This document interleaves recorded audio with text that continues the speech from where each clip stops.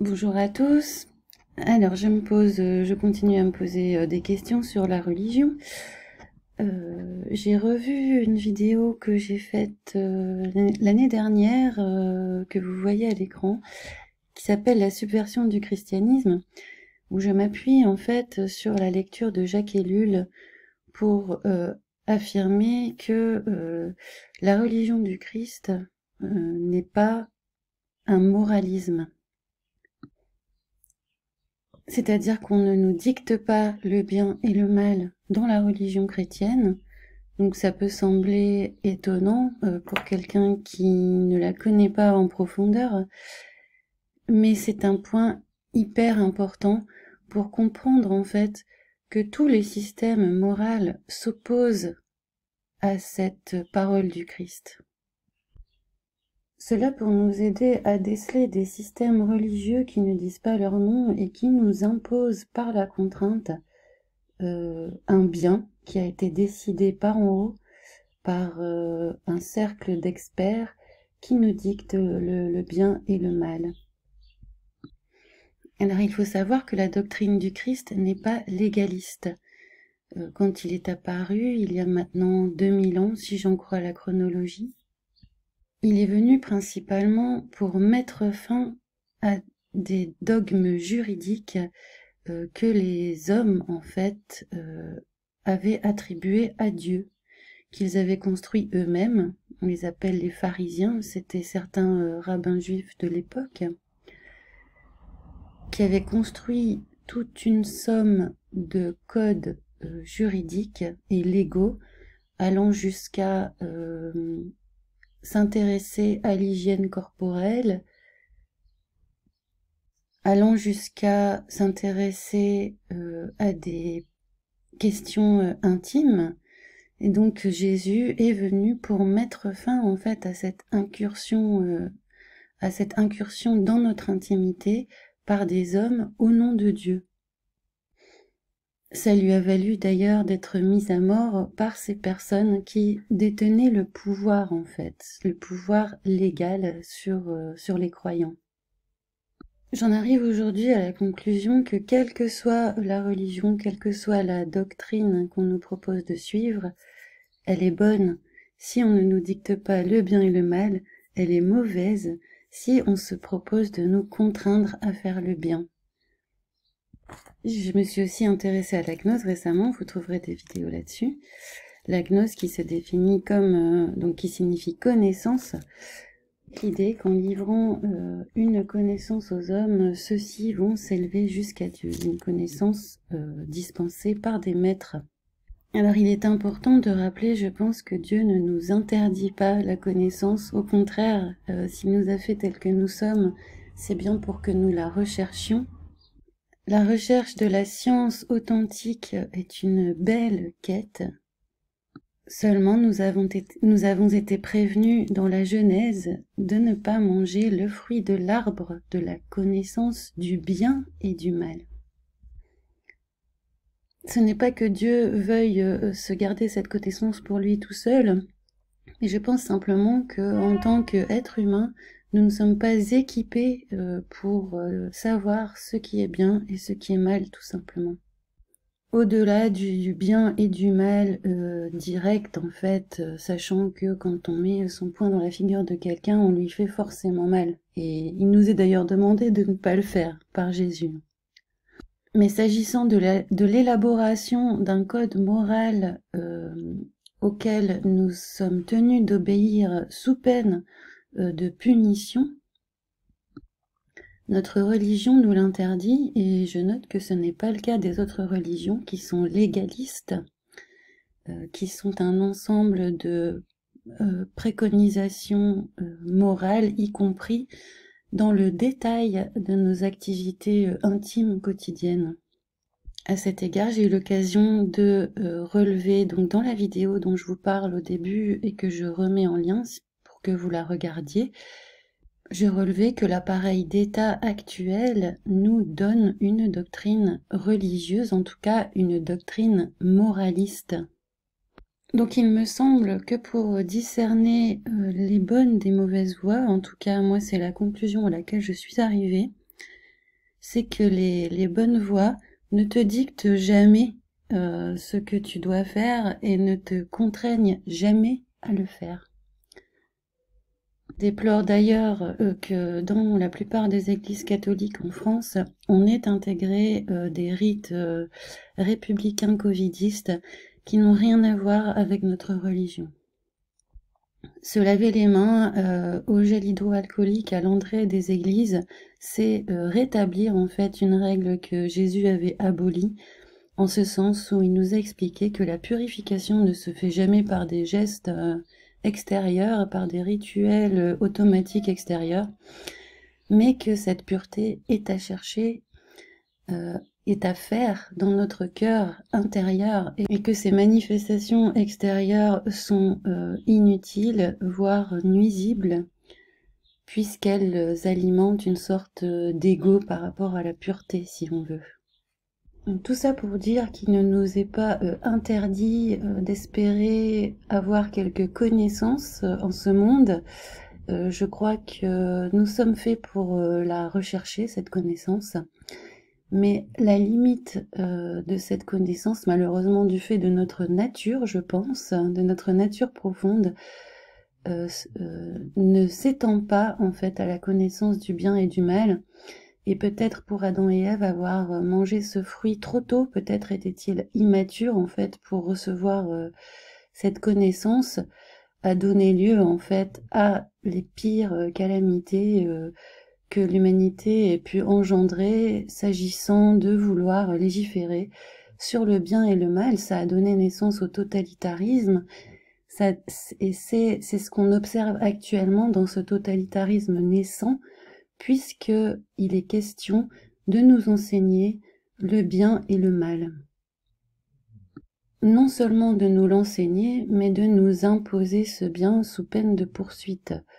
Et je crois que la vraie spiritualité, en fait, la seule façon de se rapprocher de Dieu, c'est de reconnaître en fait que nous n'avons pas en main ce discernement sur ce qui est bien et ce qui est mal, de manière plutôt générale et du fait de notre constitution en fait.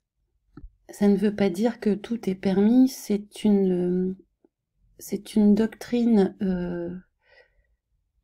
qui va bien au-delà des autres, puisque justement on sort d'une codification et il faut sans cesse se remettre à la prière, à la méditation, à la lecture et au service aux autres pour pouvoir, je pense, comprendre toute la complexité de ce qui est bien et de ce qui est mal au quotidien. Mais ça ne veut pas dire que nous avons licence pour faire le mal. C'est une autre malcompréhension en fait de la parole de Jésus, je pense. La première mauvaise compréhension de la doctrine christique, je pense, c'est de vouloir légaliser le bien et le mal. La deuxième mauvaise compréhension, c'est de vouloir identifier la liberté à la licence de faire tout ce qu'on veut. La liberté, en fait, c'est pas de pouvoir faire tout ce qu'on veut sans conséquence. Ça, c'est la liberté entendue par la libre pensée. C'est de refuser, en fait, les conséquences de nos actes. Pouvoir faire tout ce qu'on veut sans conséquence, trouver un scandale à ce qui est des conséquences aux actes que l'on fait. Alors que la doctrine de Dieu, je crois, c'est de nous faire prendre conscience, en tout cas peut-être une volonté de Dieu, je ne sais pas, je vais pas oser, je vais pas oser définir une des volontés de Dieu de manière péremptoire. Je vous propose juste un sentiment. J'ai l'impression aujourd'hui, si vous voulez, qu'il veut nous faire prendre conscience que chaque acte a une conséquence. Donc il nous a laissé libre de faire tous les actes qu'on veut. Ici, on peut faire tout ce qu'on veut ici-bas, mais il y a des conséquences. Et ces conséquences sont là pour nous donner la valeur de notre acte. Si les conséquences sont bonnes, alors on sait qu'on a bien agi. Si les conséquences sont mauvaises, alors on comprend qu'on a mal agi.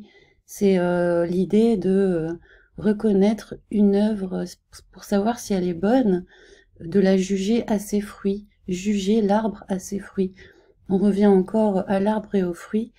Et de toute façon, on voit que les métaphores agricoles sont nombreuses en fait dans les évangiles parce que Jésus savait que c'est quelque chose qu'on pourrait tous comprendre à travers les époques, pour peu qu'on soit un peu proche de la nature de la création. Donc première erreur, on va dire des écoles gnostiques, hein. Désolée pour ce terme générique, mais j'en vois pas d'autre pour l'instant. Vous mettez derrière ce qui vous parle. J'ai essayé de définir dans la vidéo qui précède ce qu'est pour moi les écoles gnostiques. Il s'agit donc d'écoles initiatiques qui désirent voir par-delà le bien et le mal, qui ont un projet de société de rééducation sociale en fait, pour coller à leur bien, à leur vision du bien à eux, c'est-à-dire une société collectiviste, autoritaire, etc., avec de l'eugénisme, avec de l'euthanasie, pour en fait reprendre le contrôle sur une création qui serait imparfaite, qu'il faudrait parfaire. Le point commun aussi, c'est l'élitisme, cette croyance en un mauvais Dieu qui aurait créé le monde. Donc le monde serait mauvais en fait. Il serait mauvais parce qu'il aurait été créé par un mauvais Dieu, que certains appellent le démiurge. Et donc son œuvre demanderait à être rafistolée en fait, parce qu'elle aurait été mal faite, rafistolée par ces grands esprits autoproclamés qui se transmettent des secrets à travers des initiations. Bon, voilà un peu pour résumer la multiplicité des écoles gnostiques pour leur trouver des points communs. Et donc en fait, ces écoles gnostiques ont une lecture de la Genèse et du fruit défendu en fait comme d'un pouvoir abusif. Ils considèrent que c'est un pouvoir abusif de la part de Dieu de nous avoir privés d'une partie de sa connaissance ou d'une partie de son esprit. Ils sont donc en révolte contre Dieu et, comme je disais tout à l'heure, ils n'assument pas les conséquences de leurs actes. Ils refusent d'avoir à assumer les conséquences de leurs actes. Ils veulent par exemple jouir sans entrave, ce qui signifie aussi faire l'amour sans assumer la conséquence de cet acte, c'est-à-dire un enfant par exemple. Alors moi je ne me situe pas au-dessus de ça, je suis grandement imprégnée de ce désir de ne pas faire face aux conséquences de mes actes et d'en reporter la responsabilité sur d'autres. Mais là où je m'éloigne des gnostiques, c'est que je tente vraiment de tout cœur de comprendre mes péchés. Donc cette parenthèse faite sur comment je définis les écoles gnostiques le plus rapidement possible, je reviens donc à mon propos sur ce que je considère comme leurs erreurs. Donc la première erreur des écoles gnostiques, à mon avis, c'est de proposer un légalisme, c'est-à-dire un code de conduite pour tous les adeptes sous peine de châtiment. Donc en fait, nos actes avec eux, c'est plus que nos actes ont des conséquences que Dieu nous montre dans sa pédagogie. Il remplace ça par si tu agis dans le code, c'est bon, tu seras tranquille, tu n'auras jamais de problème. Mais si tu sors du code, tu auras un châtiment. On t'envoie la police, donc on remplace les fruits, les conséquences, par des châtiments ou des récompenses en fait.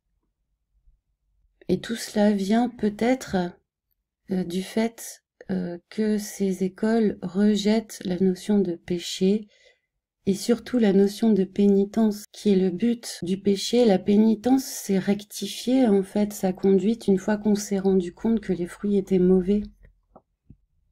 Ce qui nous permet d'apprendre et d'avancer dans la vie pour peu qu'on reconnaisse à la base qu'on a des péchés.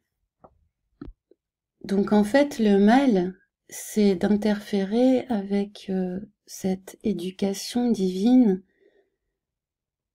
d'interférer par un autre code humain du bien et du mal qu'on superpose en fait à ce que devrait nous apprendre la vie. Et donc ce légalisme s'associe à un moralisme, s'associe à tout un code de la pureté auquel nous sommes contraints en fait d'obéir. Par la pression sociale, par l'ostracisme si on ne respecte pas les règles, par le bannissement, par le harcèlement, par la moquerie. Mais c'est une erreur fondamentale que de vouloir imposer le bien par la force. Ça le rend mal, en fait. Il cesse d'être un bien à partir du moment où il est imposé par la force. On peut se dire que tout ce qui est imposé par la force est un mal, en fait. Si j'en crois les Écritures, on se trouve dans un monde où la justice divine n'a pas tout à fait cours. Si on observe autour de nous, c'est vrai qu'on peut se rendre compte que la justice divine n'est pas appliquée systématiquement, voire très peu. On a un sentiment d'injustice. Mais les Écritures nous disent que c'est normal parce que, en fait, on est peut-être dans une phase d'apprentissage qui nous permettra d'accéder à un autre lieu, et ce lieu, c'est un lieu où aura cours la justice divine, nous dit les Écritures. C'est-à-dire qu'à partir d'un certain moment, il y a un jugement, c'est au moment de la mort physique, il y a un jugement, et c'est à ce moment-là que la justice est rendue. Parce que c'est vrai que si on regarde autour de soi, on déplore que la justice ne soit pas rendue. Et ce sentiment de révolte que je suis la première à ressentir par rapport aux injustices du monde partout, tout le temps, les mensonges. Si on ne comprend pas cette nécessaire initiation naturelle, je dirais, de la vie, si on lui superpose une autre initiation artificielle, c'est parce qu'on ne croit pas en cette justice divine. Ne la voyant pas dans le monde, ces écoles gnostiques ont décidé de la recréer sur Terre à leur manière, qui n'est pas vraiment la bonne, puisqu'elle interfère avec la pédagogie divine que Dieu nous dispense à tous individuellement en fonction de notre état de conscience, de nos goûts, de nos intérêts, de nos désirs, etc. personnels. C'est une pédagogie personnalisée, la pédagogie de Dieu, et eux, ils nous proposent une grille rigide, en fait, standardisée pour tout le monde, censée nous faire atteindre un niveau surélevé. Donc ces écoles nous promettent par l'initiation l'accès à l'illumination, à l'éveil, tout comme le serpent a proposé à Ève de prendre le fruit de la connaissance du bien et du mal. C'est dans le même esprit, en fait. Légalisme, moralisme, je pense qu'ils commettent une mauvaise lecture, encore une fois, de la Genèse, en prenant la transgression pour la liberté. La transgression, c'est pas la liberté, en fait.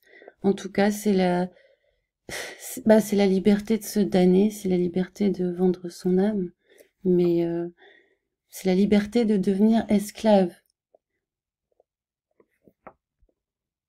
La transgression, c'est la liberté de devenir esclave.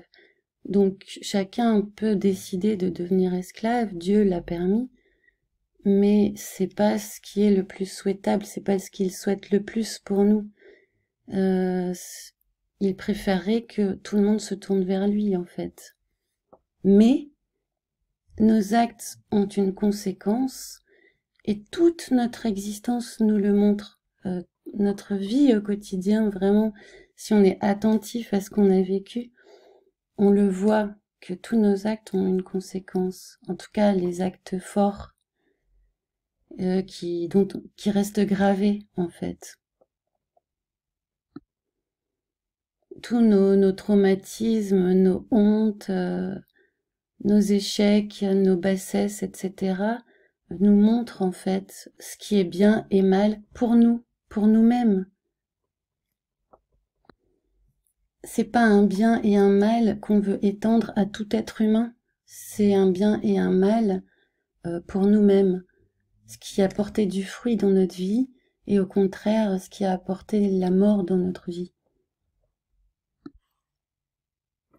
Alors je ne suis pas théologienne, je ne m'essaierai pas non plus à la théologie, ou alors comme ça pour le loisir, mais là j'ai une vision plutôt personnelle d'abord, liée à un vécu, une expérience, à une documentation, et aussi un peu philosophique du fait de mon esprit qui est quand même attaché à la raison. Mais je suis pas théologienne ni prophète d'ailleurs, donc vous prenez ce que je dis là comme un témoignage en fait.